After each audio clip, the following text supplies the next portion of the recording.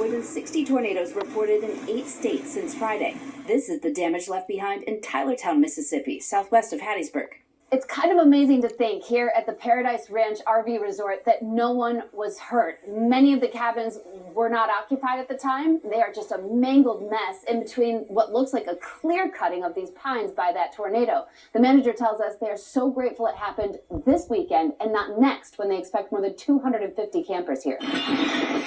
And north of Hattiesburg, this twister striking the town of Taylorsville.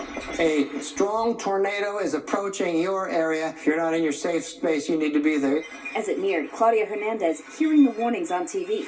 I called my 91-year-old mother, and she come over, and we all got in our storm shelter. There was like 16 of us, and as fast as it hit, it was over, and we're blessed to be alive.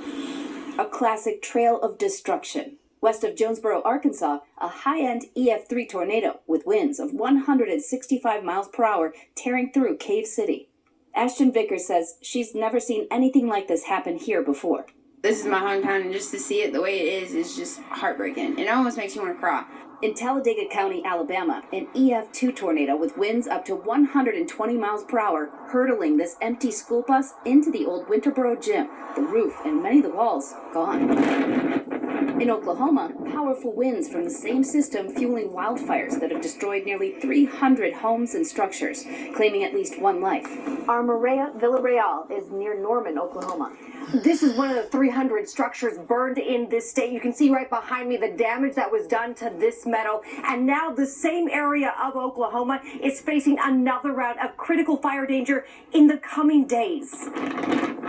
This deep spring storm also whipping up dust in Texas, blinding drivers and causing crashes. This is what it looked like on Interstate 27 north of Lubbock Friday. The National Weather Service from New Orleans has been out here today with 2 teams looking at the damage like this cabin wrapped around this tree, that debris field, and the clear cutting of trees that goes on for miles. And they have given this tornado a preliminary rating of EF2, winds minimum 111 miles per hour. These ratings are going to take some time because there were just that many tornadoes.